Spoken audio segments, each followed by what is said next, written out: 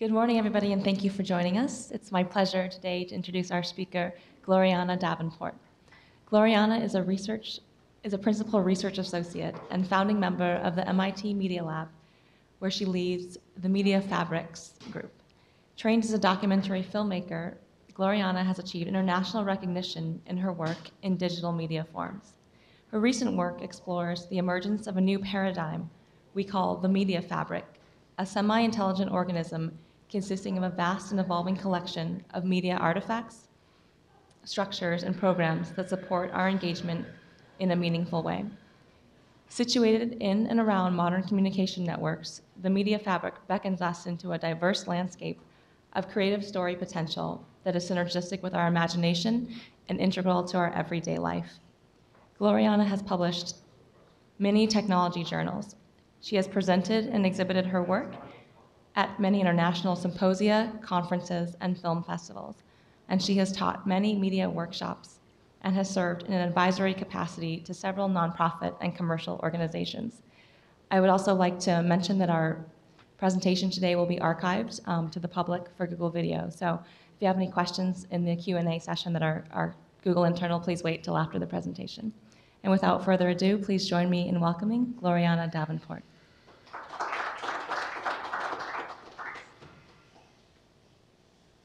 Thank you, Mary, and Eric Schulman, who's my, I guess, stepson, for taking me out to breakfast this morning and introducing me to the Google site. I guess I was last here on this particular campus many years ago when SGI was a very small organization, growing. So I've been around for a little while, I guess, and I'm still sort of focused on the same set of problems that I've been focused on for a long time, which is how can we really have an audiovisual world where we can use those audiovisual elements to communicate and sort of in our everyday life as opposed to only on television networks or even only on the internet in a sort of a non-face-to-face world. So I thought I'd begin with a couple of introductory remarks about the Media Laboratory. Many of you know the Media Laboratory. It was founded in 1985, and we have gone through a couple of directors. We have a new director who just started in January. His name is Frank Moss. He was formerly at Tivoli, and he's sort of bringing us into the next generation of work. The Media Lab started trying to bring together print, film, and computing in the early days. Nicholas Negroponte is well known for his sort of pioneering work trying to get industry to recognize that there was going to be a lot of digital media out there. The next decade of our work was really on digital in everyday life. The lab is very broadly situated. We have 32 principal researchers or faculty, and they all have different specialties. Not one of them has the same background. So today we're everything from augmented exoskeleton work with Hugh Hare's Leg Lab. Hugh believes, eventually we'll be able to attach to ourselves mechanisms that allow us to move through space much faster, jump higher, not use cars as much, to people who work in material sciences, and then a core group of faculty who began when the Media Lab started, who are still really working in the digital media area. And Google is a member of the Digital Life Consortium.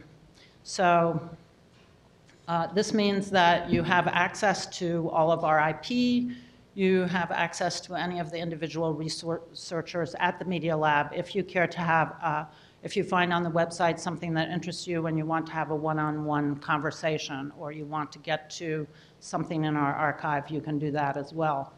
Probably talking to Mary. In the Digital Life Consortium, which is run by Andy Lippman, we have, I just want to mention these 5 directions because they have some implications for my work as well, and hopefully for your work. Viral communications, we're working a lot in the peer-to-peer area, really looking at how people can borrow power from other people, how people can cache on other people's machines, with the idea that we'll make something that works better than any individual mechanism that is out there. We have a lot of work in intelligent machines. Cynthia Brazil is working with robots, sort of everyday robots, who might help you look after your mother, for instance, and trying to make those robots intelligent and have affect when they engage with you. Deb Roy is in cognitive architectures. He's just had a young baby, and the baby is being videoed by something like 22 cameras in his house, plus audio in every room, because he's interested actually in how children learn language, but if you want to see a lot of data, he's working with it, and he has particular ways that he's looking at trying to draw out content and meaning from that vast amount of material. And stay tuned, because that's a 5-year project, and he's going through many terabytes and sort of using SneakerNet to get the terabytes from his house into the lab. We have a lot of people working in learning and expression, and we have for many years. Seymour Papert, those of you who know the lab, Seymour Papert was at the lab. He wrote Logo and has spent the last 20 years probably looking at how children learn. And most recently, he and Nicholas Negroponte have partnered in the $100 laptop, which is the idea that we can bring the cost of the laptop down to $100. That laptop, while some of the research on the design of it is being done in the Media Lab, most of it has spun out to something called 1 computer per child. The idea is to manufacture millions of computers very fast and deploy them in parts of the world where there isn't much density of computer use today, or in places there's a lot of density, but the country itself wants more density. The idea is that the countries will pay for the computers and then deploy them into kids growing up in the educational field. And what I like about this laptop is it's running Linux. It's an open system. It's a peer-to-peer system working in a mesh network.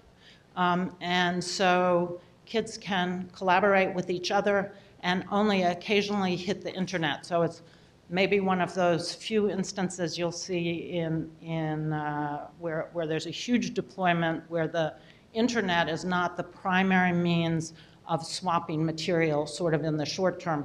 The reasons for that are to bring down the cost of the laptop. We have to have a very, very lean laptop, and it's going to have to get together with other laptops in order to do certain kinds of things.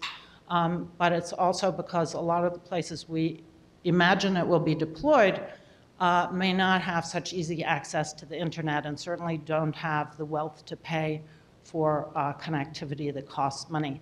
So these laptops were initially with a crank so that you could hand crank them for about 10 minutes. If you cranked them up, you'd have about 10 minutes of runtime.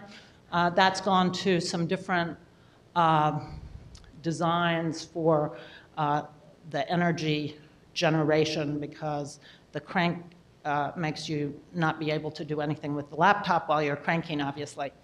And my Media Fabrics group, I think a lot about the media is all out there and how can we bring pieces of media together into a story form that is interesting and meaningful.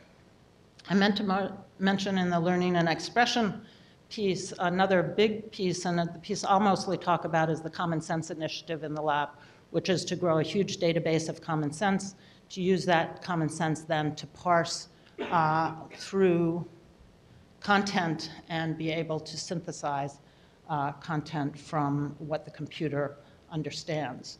So again, Frank Moss really sees the next 10 years as being scalable human-machine partnerships, and I think that that's a pretty good term to talk about almost all the work in the Media Lab today. So what do I want to do? It's always hard to explain because media, it sort of is very fluid. Different people think media does different things. There are big companies, there are small companies, and there's your home camcorder. But just in short, I sent my grandson a while ago a little card that I made. It took me hours to make the card. I had to cut and paste images, go into Photoshop, do this or that. What about if you could just tell the computer a story and have the computer then send you a bunch of images that you could put together into a sort of animation that was funny and it was a kid's story? Would you invent kid stories? Would your kids enjoy making stories that way? There's a lot of overhead, even once you have the idea of telling a particular story, of finding the images, putting the masking on, changing the color, and we could do it better. Similar thing is, I would like to recall and share my experiences in China using images from my own collection. I put about 2,000 still images on my laptop a year personally, and I shoot 200 hours of video. And since I'm trained as a filmmaker, I'm pretty focused on the type of collection I'm making. Current commercial venues don't really support the type of story that I think about which are sort of coherent stories about particular topics where you might have 100 sequences on one particular general theme. And I'd like to be able to navigate through those in a storied way, come back to them over and over again, get different perspectives. And then what if I could learn from other people's perspectives? Institutional archives today, I don't know what Google's looks like, but they suck. They're in general, you're locked into a 1-hour format. You don't know what's in that format. You can't jump around. You can't extract a nice little 5-minute section of my talk that might go very nicely with a 5-minute section of somebody else's talk, so that when you want to put together a background piece on what's happening in video today, you actually can do that using video, as opposed to looking at the video and making some text notes. I put together a few images from my own collection and present them like this. So if I would tell a story in time like that, it's a very small example, but I could say I have nieces and nephews who grew up on the beach. They had a dog they loved, who very often slept in a chair near them. Sometimes the kids wanted to look like grown-ups. At other times, a more grown-up kid would be watching younger kids on the beach. All of these images have a lot of memory for me. They really tell the story of my family, but they don't tell the story if I have to look at them singly. A single picture does not tell that kind of story. And for me to go through the number of pictures I have is, again, a lot of overhead. So can we create storied navigation for media collections? I know Google is working very hard on the video aspect, and yes, we can, but what does it take? And there are many different methods out there. So I'm going to talk a little bit about the theoretical framework that I use, which is able to be told in a few sentences. And then we can talk a little bit about how storiedness might change what we do with media, and what are technologies that at least I'm applying to the problem, and a few things that are in the immediate future of my work. And I'm happy to have discussion during the time I'm talking or afterward, but if there's a time you think I'm racing over something, you want a little more detail, just give me a buzz. So there are some assumptions I make. One is that media archives will continue to grow. I'm not going to defend that in any way, and that the consumption of media will continue to be driven by the consumer's convenience, by the meaningful engagement with the media, which includes construction, as well as searching and having a story told for you, and reasonable cost.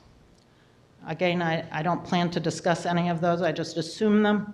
And I'm also assuming demand for mobile access will grow, which means that I think it makes a very good argument for the type of collection-based storytelling that I talk about and that's beginning to happen in the industry, but without any real information layer helping you make it more storied. So there are two problems that I think relate to storiedness that are useful when you think about building a UI or building an architecture. One is the problem of intention. We all collect media based on our individual intentions, but sometimes there are many intentions and there are conflicting intentions. So if we take 20 photographs on a trip, we may take them for different reasons. And that needs to be reflected. Some people call it metadata. I don't like the term metadata because I think it's sort of come to mean some things that it shouldn't, that are very limiting. But you want to sort of understand what the intention was in taking the image, and then you need to understand what the intention is of the people receiving the media. And that intention needs to be adjusted as you sequence media, because as you sequence media, you add new meaning. So how can we capture knowledge about intention and use it? And the second theoretical piece is the problem of the extraordinary and the ordinary. All stories that we know of for millennia have been about ordinary life. And what they do is they take little bits of ordinary life and they elevate them for the purpose of the story to an extraordinary status. The extreme example of that is hero stories, where you get somebody who's really a normal person, but they happen to be in a situation that is told in a way where it makes that situation extraordinary. But even if you have a 2.5-year-old child who tells you something, this is before a child really uses because in their sentences, they understand things that change the normal course of their everyday life. Something that happened, they fell and hurt themselves, they came home. They know if they hadn't fallen and hurt themselves, they might have been going along and doing something else. So we use this notion of the extraordinary event in our everyday language, and it's part of how we understand the world. So everybody records video all the time. I don't like to say anything bad about the Media Lab at all, but this is what our video website looks like. And you can go down it for a very long time. It's a list. It tells you who spoke. Everything is about an hour, maybe an hour and a half. Very few people have time to go into it, and actually Eric and I were just talking about this. How many of you go into the archive and look at something after the fact? Because maybe you don't have time. Maybe you should be doing that instead of listening to me, but you're here, so that's good for me.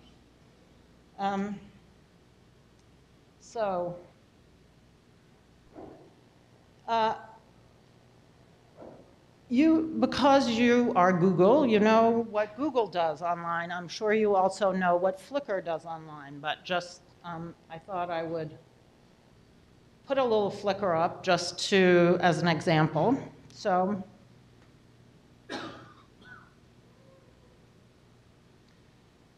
I can look at beach, and I can get a lot of beach pictures. People have tagged, very nice. I can look at what tags people have made and how popular they are. And I can go to these tags and I can get some more pictures of beach. But the pictures don't, unless I'm part of that social engagement who wants to tag and see my pictures come up, they don't really help me. There's nothing here that's going to make me want to go into those pictures or is going to show me what might be coherent with some other picture I have. So for instance, if I have a picture of a beach and I have my grandkids building a castle, and I remember there was some guy flying a kite down the beach, but I didn't capture the guy flying the kite. So I have to make a very specific query of person, kite, whatever, in order to come to a picture that doesn't even know whether it matches the pictures that I have and would look good next to it. So that's sort of where we are today, except YouTube and Google. It's great that people can post their videos. I think that that's great. There's a lot of repurposed content on this. That's not really the content I'm the most interested in, actually. So here's something I did a while ago. Seymour Papert had a workshop in 2003, and we'd done a lot of media blogs at that point. We just put media into the blog, and you'd post the blog, and people would comment on it. And by the way, I think it's very curious that it took almost 10 years to have a calendar state come up as a sort of a storage archiving interface for media, but that's part of the web. But in this piece, we documented in detail Seymour and Jacques d'Amboise, and I'll show you a little video, although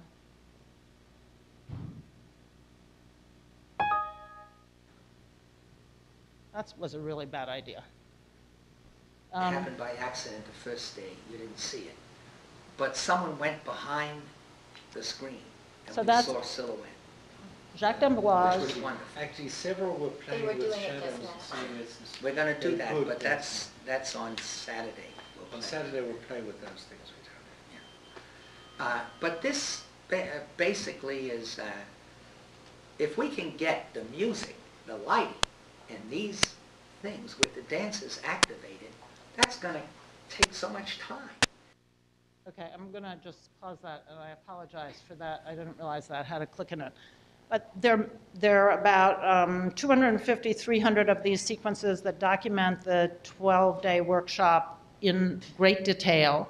The idea was that the kids would wear sensors on their body, and as they danced, they'd be able to control lighting and music that they had made, and graphics. And by the end of this, they got to make their own dance. And there's a lot of discussion about whether Jacques was too much of a top-down teacher or whatever. But the interesting thing is, how could you go into that collection and just get 5 clips that tell you what a day in that workshop was like, or the progress that were made, or what were the key issues? So I'm going to talk about 3 approaches that we have right now that I'm working on in media. One is common sense reasoning, which applies to this particular problem. Then I'll talk a little bit about some audio time-lapse work, and finally I'll talk about a rich media construction kit.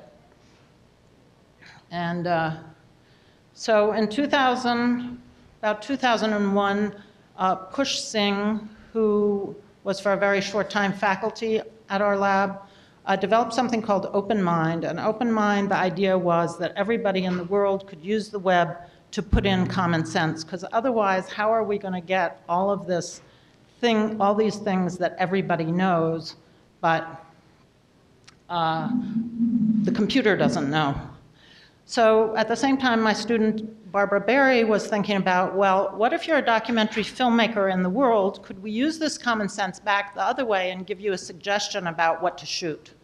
And what's nice about the work that she did, if you think about it, because I'm going to talk about it from the camera aspect a little bit, but it flips back the other way. So once you've used the camera and annotated from the camera stuff, anything that the camera learns about what you were shooting is already, you can call it metadata or anything you want, but it's attached to the video, and it can then be used by a system.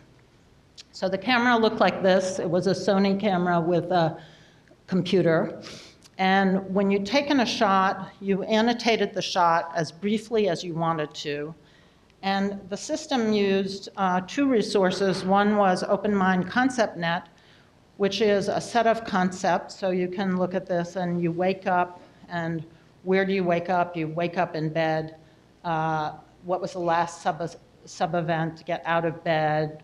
What happens afterward? You drink some coffee. Stuff like that. It's just everyday life that has been collected from these millions of people on the web, and then put into then parsed, then cleaned, parsed, manipulated, and put into a semantic net. And in addition, there was a resource called LifeNet, which was, this is an activity you did on LifeNet, which was you could add to a list of things that you associated with something. It was sort of like a game. You could put true or false by different assertions, and you could put suggestions. And the idea was to come up with short scripts like, I awake, I feel hungry. So ways that we could think about how people act in the world.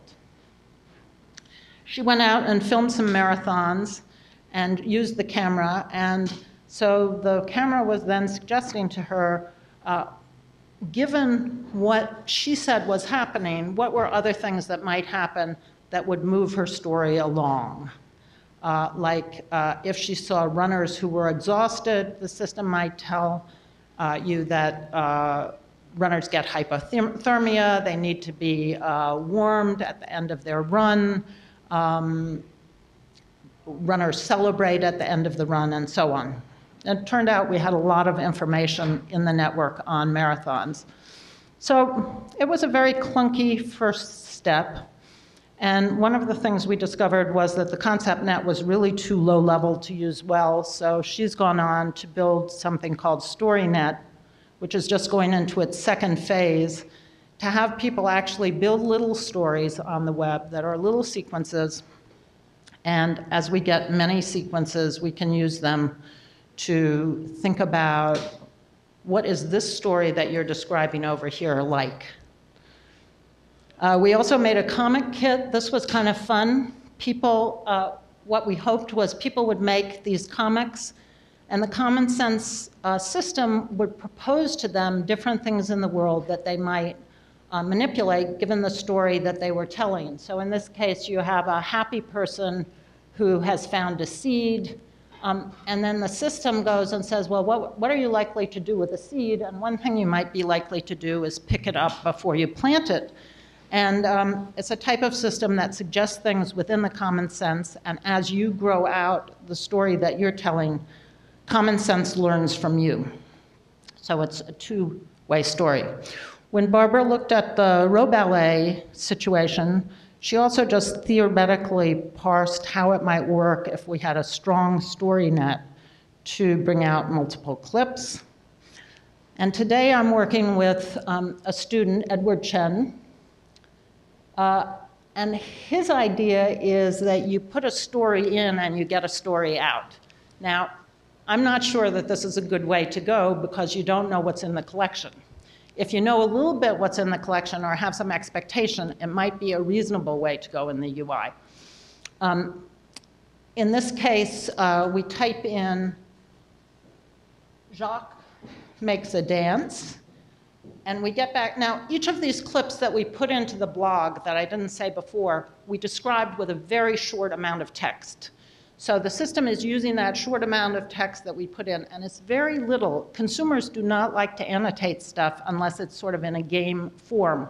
But if it's your own media content, you're digitizing it, you're probably willing to just put in a little bit of material.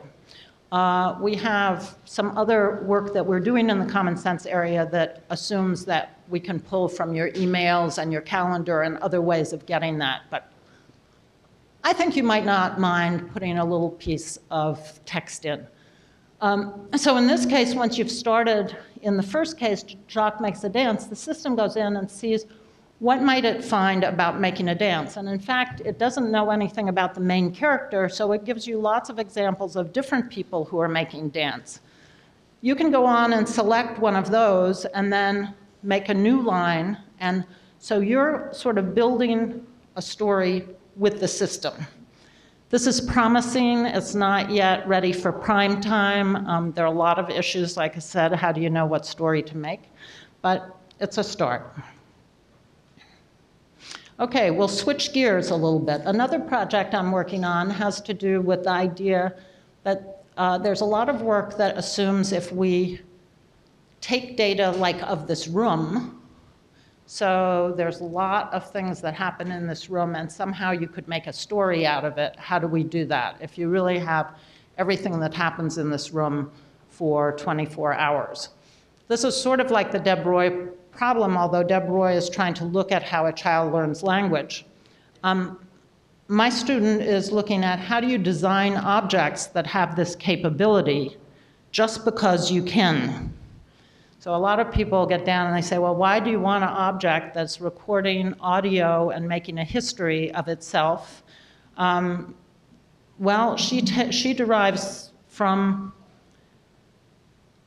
things like the way we value art and say, if there are transactions that happen, they might not just be ownership transactions. They might be that this bench has witnessed a lot of fun times, so I would like to sit on this bench, or I would like to have this bench.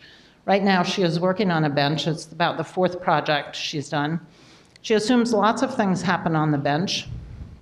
She instruments the bench with microphones, capacitive sensors, and speakers. And then the problem is, how do we, when you sit down and you're quiet for a while, if the bench wants to talk to you, what should it say? So basically, we are looking at a system that allows event detection, matches the event with an event signature and a classification, and can then create what we're calling an audio time lapse, which is quite different from a visual time lapse.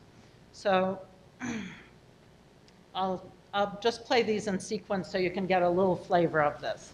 It's sort of a weird project, very Media Lab-ish. Okay. So this is the original audio stream. Yeah, that's sun, so. But I'm gonna wear my gloves. It's not that bad. I don't know. Compared to yesterday was nasty. But have you, going back to the 3 So that's sort of real time. Sorry. Have you ever seen the Disney cartoon?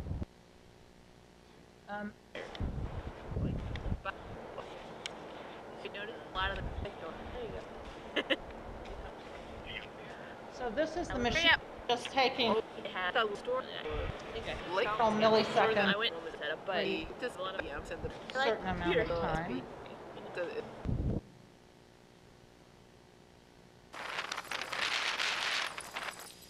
This is just compressing the whole thing at a sort of standard rate. And this is using her current system. I don't know if you can hear it well enough. I wonder if it's maybe something on the. No, not before you noticed it said something. Okay. There it is. In my particular case, I went in the BIOS. You get it as an undergrad. You get a free XP. Oh, that's the free. Yeah. Oh. So you don't really get any climax in this approach, but what you get is things that the system thinks are extraordinary events, and they're mixed in with sort of ordinary ambience. And I think it's an approach that for long time collections of lots of data is an interesting approach. And she's defending her thesis probably in 3 months' time, so hopefully it will get a lot better by then. But it's sort of a typical odd Media Lab project to think of designing objects that have this kind of history.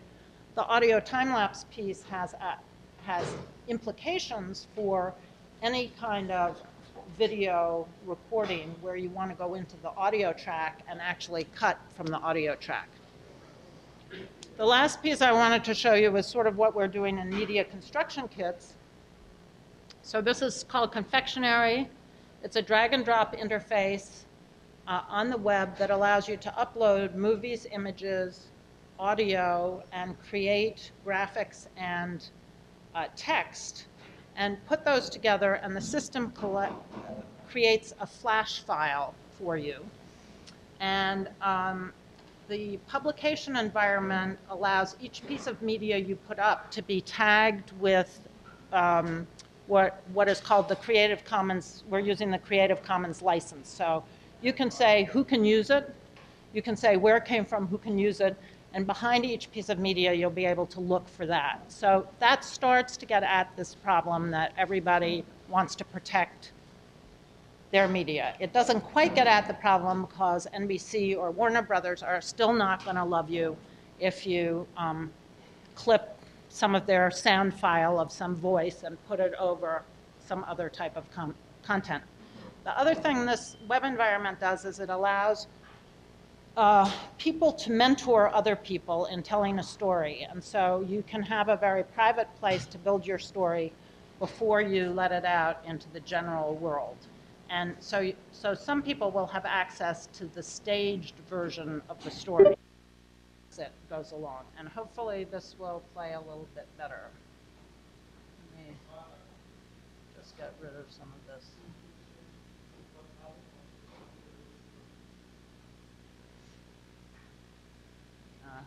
Sorry.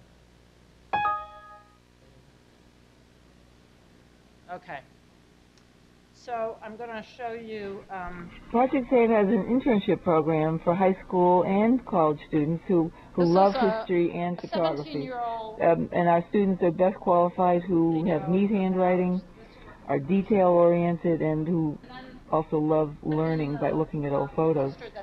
And we do train students in archival methods that can be applied to other areas of study as well. Okay. I'm going to show you one of my favorites is somebody telling the story of her mother and father.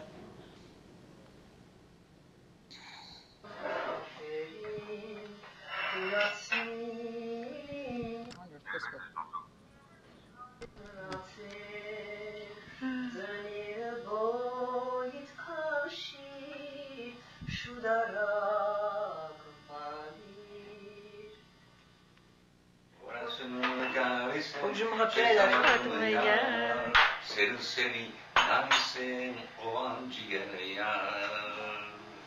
Johnny!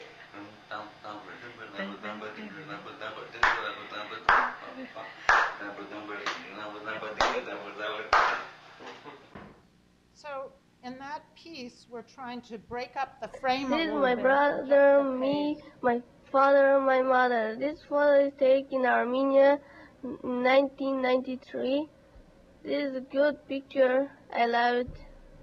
So I love that video because that was made by a 9-year-old boy who had been in the U.S. for 4 days and wound up at a workshop at MIT where he didn't really, I mean, he speaks okay English, but he really couldn't understand everything. So he just watched as his older brother learned to edit, and he learned to edit, and he made something. And all of these kids were really missing their homeland. This was an 11-year-old girl who had just come also from Armenia. So this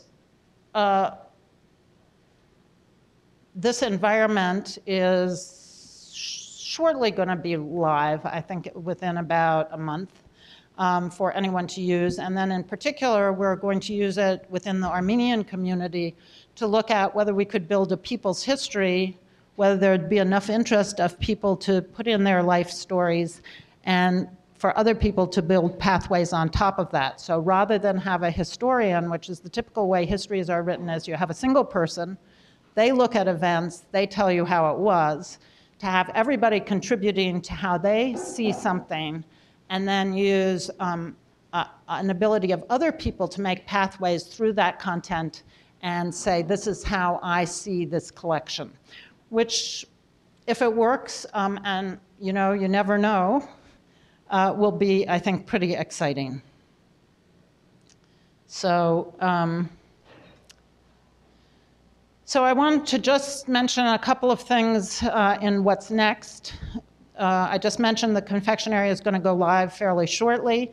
We have StoryNet 2 coming, is being designed. The architecture for it is being designed now, and we're going to be focusing on how to collect knowledge about intention and goals, and also sequence examples.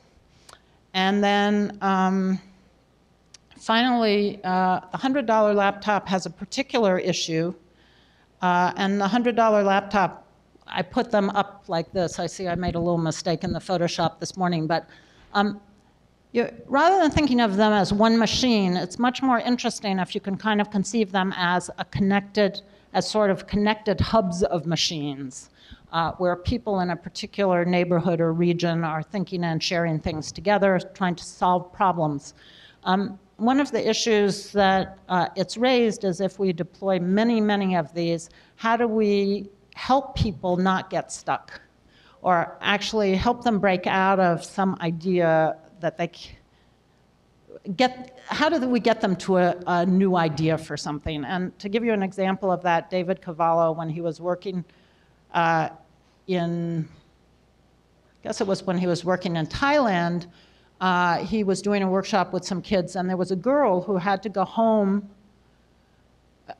every night. She had to go to her parents' home. She had to turn the lights on for a particular agricultural situation in order to increase the amount of daylight hours. And then she would have 3 hours where she could do anything else, and then she'd have to go back and turn off the light in order to save electricity. She figured out that using a small cricket, she could do that remotely. I mean, it seems probably to us fairly obvious, but it's not necessarily obvious. And kids a lot of times solve this kind of problem for themselves and their family if they're given the right tools. But how do you think about that? And how do you think about mentoring that kind of innovative use of the laptop? So we're collecting a large collection of materials that we've developed over workshops, different times, and then that architecture is going to allow anybody in any of the hubs to put in their own information, because one of the things we've learned is that kids, if they can document as they go along, can tell a pretty good story, but they need something that allows them to do that documentation. And the hope is that some of the really good stories will bubble up and then become the things that other people look at. So, I mean, that's a pretty familiar scenario today, but this is just a particular problem area that we're looking at that content. So that's sort of what I have to tell you today, and any questions, I'm happy to discuss stuff. Yeah? How do you feel the Media Lab is doing today? It seems to me like back in the early 90s, it was just very exciting and sort of on the cutting edge. And then it sort of went through a lull sort of at the end of the 90s in there. And now you have a new director. I mean, what's your outlook? Are you feeling good about it? Yeah, I am. Oh, okay, repeat the question. The question is about the Media Lab. The suggestion was that it was a very exciting place to be in the late 80s, early 90s, and then it went into a sort of a lull period, a difficult period for it. And the question is, how is it doing today? I think I tried to characterize this idea of the human-machine partnership, which is an idea that isn't exclusive to the Media Lab. I mean, we're not exclusive in the space anymore, and I think that that is well recognized, but I think that we have incredible synergy and overlap between people who have very different long-term visions for how these technologies are going to affect us. And I think that those larger scale works are growing fast in the lab, which is a little bit different. It's still a lot of little examples, but there's also these larger sort of initiatives. And so I feel very good about it. You know, it's sort of, I'm sort of at a point where I won't be there full time for that much longer, but I think there's starting to be a very good synergy and discussion, and we're starting to get a lot more undergrads again, which was one of the things that happened in the lull. There stopped being as many undergrads engaged in the lab.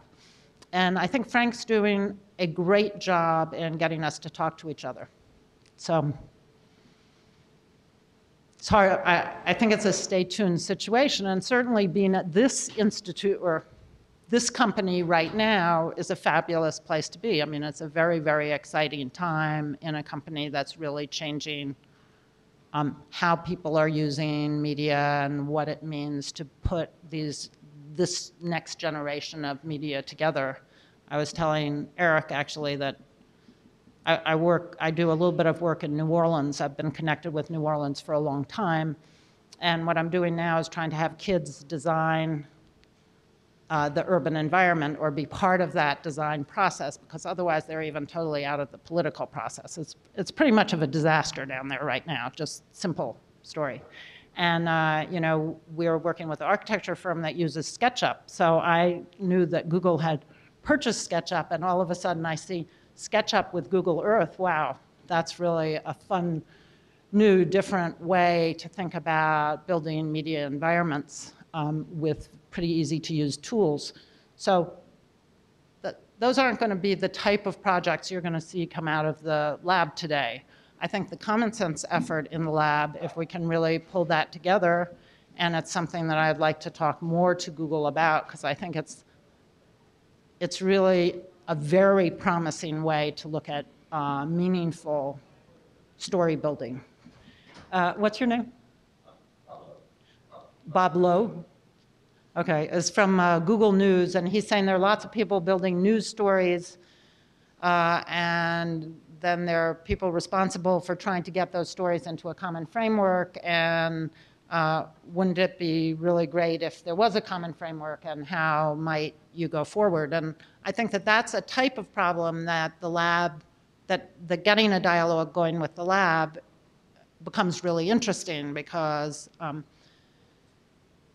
you know, I think that I personally think if you can really harness the common sense work even up to the point that we have it, you have a lot of bandwidth in how you look at evolving news. Okay, that's one thing. The second issue of formatting is complicated one, because the question is, how much do you want a top-down approach? I was talking to somebody at NBC yesterday, and I was at CNN when the head office of CNN was 5 people. And CNN leveraged a totally new organization for making news because there were only 5 people and no union contracts. Everybody was a stringer, and 4 of my students at that time were stringers for CNN, which meant you went out, you made a story you thought was interesting, you sent it in, and it ran or it didn't run. And they got pretty good at being able to have some dialogue with the stringers to find out what was being made, so they could sort of predict when a story was coming in, if it was a story that they really wanted. And of course, eventually, everything was formatted, and their archive that was a mess in the beginning, just an absolute wreck, became very structured because they found that the archive had value. And, so it goes, you know, but that may be an equilibrium that doesn't happen the first day out of the box, because there are different formats out there, but I think that that's maybe even solvable. But I would hate to see it look like, you know, what CNN became finally was a very formatted, regimented news, like every other news, and you almost never in any of these news shows really see what happens. I come out of a documentary tradition that says, you know, situate the camera or situate the storyteller someplace where they can evolve and make a story about what is really happening. And that's hard to do when you get too top down. So I'd love to talk more about that. It's a fascinating problem.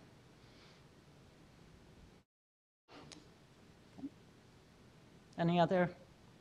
Okay, great.